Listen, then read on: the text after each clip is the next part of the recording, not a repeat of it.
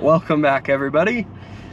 First off, I'm gonna put something right here, just a little something I need you guys to watch, and then we'll get into today's video.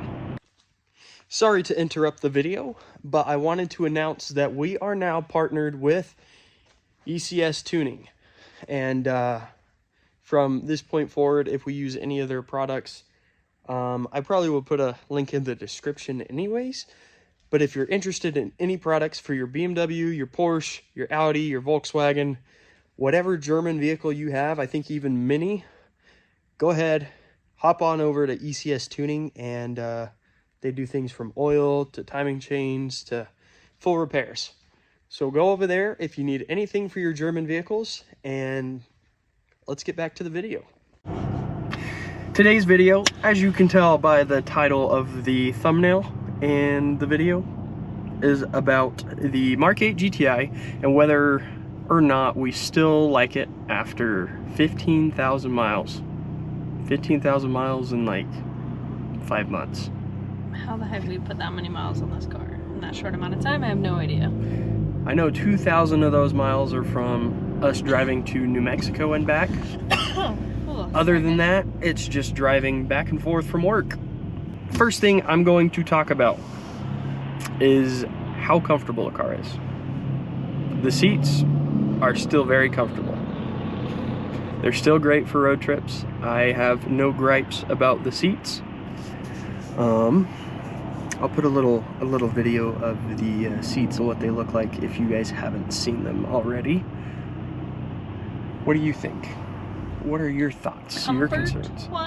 Comfort-wise, it's very comfortable. The seat heaters are fantastic. The steering wheel heater is awesome. Toasty. Super quick too, which is super nice. Toasty. Like a day of 420 toasty. That's how blazed it is in here. Sure, yeah.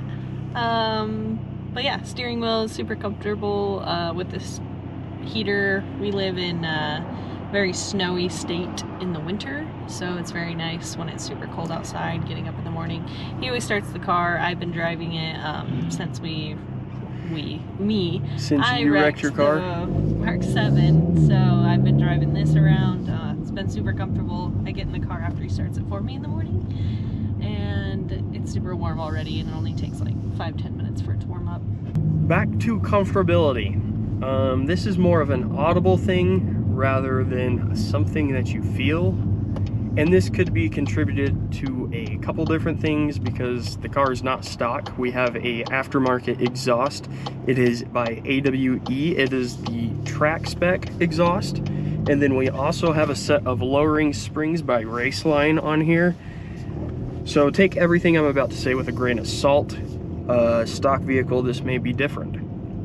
It started to creak and kind of make plasticky sounds if I hit something just a little bit too hard, or if I take a corner a little bit too hard. Just everyday driving, it does creak a bit. So that's something to consider if little noises like that bother you. At the price point of this car, for what it is, I love it. At the markups that people are charging for a GTI,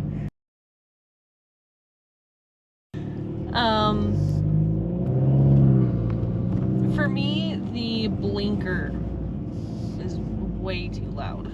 I don't know why they have to have such loud parts, but they do. Sounds. Sorry, we're parking. Yeah. I will be right back. Well, that was exciting. Austin went in to grab a drink. The blinkers are really loud when you drive. Makes it really annoying when you're stopped at a light turning anywhere and you're stopped for a long period of time. It hurts your ears. It's ridiculously loud. Comfort-wise, the infotainment center hasn't shut off as often as it did when we first got the car. Every once in a while it would just like shut off. I haven't had a huge problem with that in a while, but when it does, it kind of gets really uncomfortable. because all of your climate control is directly on the screen, which is super frustrating. So yeah, those are a couple things. So I was told by my lovely wife that she talked a little bit about the infotainment system. I haven't had many more problems with it since the last video that I made on this car. As far as our little review goes, it kind of sorted itself out. I haven't gotten it updated or anything, and I can't speak for everybody. This is just my own experience. We also have the S model, so it does have volume buttons. It's got a volume knob, which is nice. I definitely do prefer it to not having one at all. Oh, I definitely do too, considering I do the thing that a lot of people talk about where they rest their hands when they are clicking stuff. Just when you're driving, it's easier to rest, tap on something, than try to adjust your hand while you're driving. I don't know why. But having a little bar there would be really inconvenient, I feel like. Since we don't have it, we don't really have that problem. So I'm actually thankful that we don't have that, because that would definitely be an issue for me. Comfort-wise, I also have a slight issue with the haptic, where Austin did not have an issue with the haptic buttons. I have accidentally pressed buttons, not to the point of it being like a huge issue. I just feel it on my hand like vibrate, but it doesn't change anything serious in the car, if that makes sense. So on that note, I still have had zero issues with the haptic feedback. It is just probably more so personal preference and how you are with your hands. If you're really putting pressure on the inside of the steering wheel, or if you got, and I'm not trying to be rude here, but if you got bigger hands or fatter fingers, you probably are going to experience it more than someone who does not. I don't have big hands or fat fingers, but apparently I put my This is hands debatable. funny. They're not. They are perfectly reasonably sized for my size. Yeah. Okay. Well, you heard it here. What else? What else would you want to know if you were looking at one of these cars?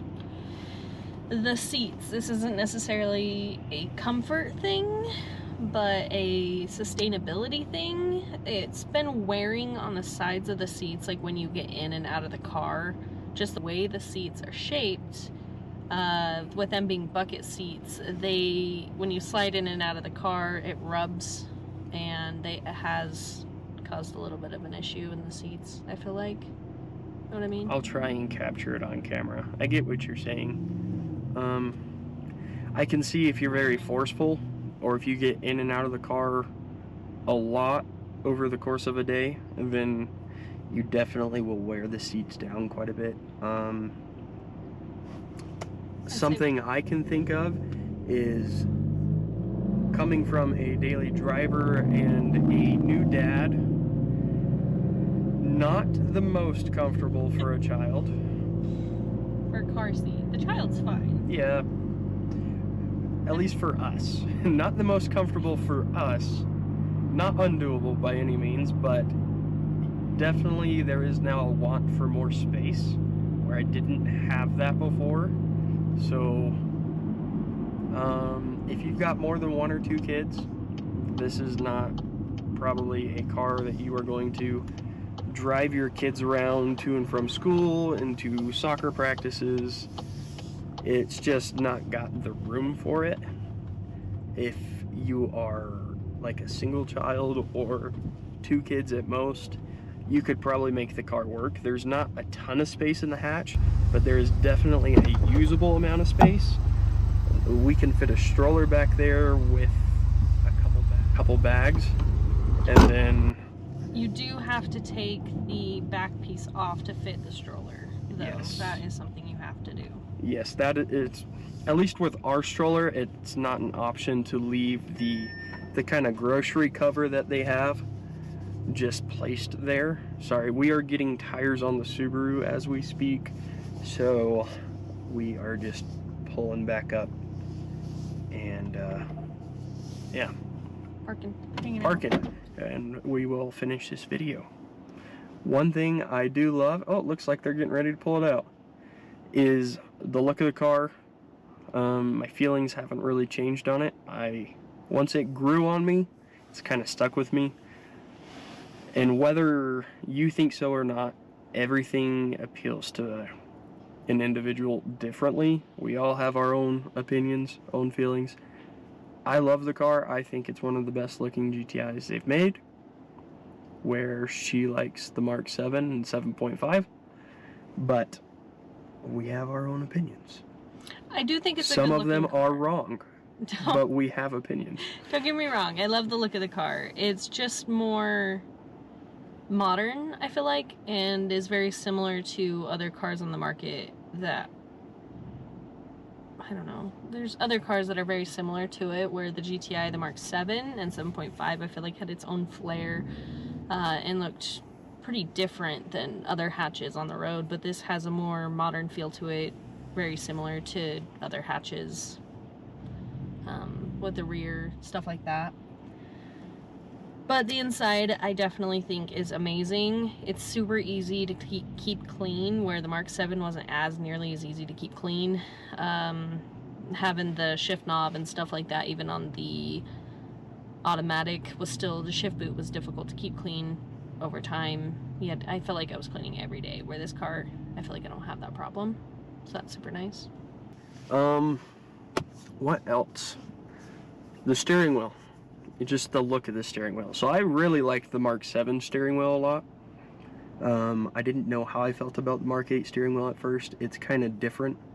I'll put videos here for you guys to watch and actually visualize what's going on. As far as like the airbag shape, I was a little indifferent about it at first, but I have grown to love the shape of the steering wheel.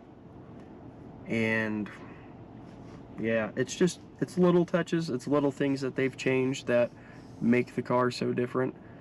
I don't know. I do really love the Mark 8.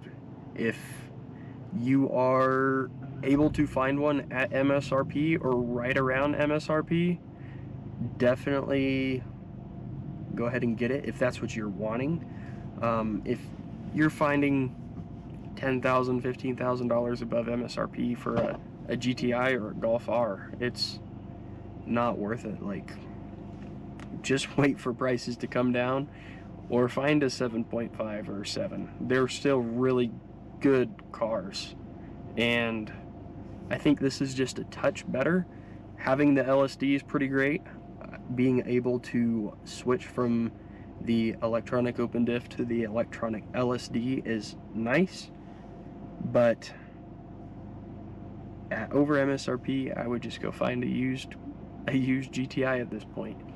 If prices come down, absolutely go ahead and get a Mark 8.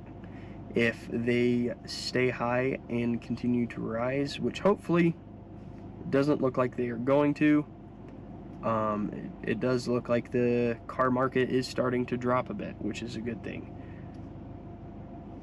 That's about all I've got. We haven't had any issues other than since the last video. There's been 0 complaints as far as motor wise. It's ran great. Yes. No issues. It has been a really reliable car. I did not have the radiator problem that a lot of people had. We did do kind of a light fix on it, just so we didn't have that problem though. I've got a video on that if you want to go watch it. I will put it somewhere here, and you can... Link in the description. Or that too. Whichever you prefer. Whichever will grab your attention more. Anyways, like, comment, subscribe, and I will catch you later. Bye. Peace.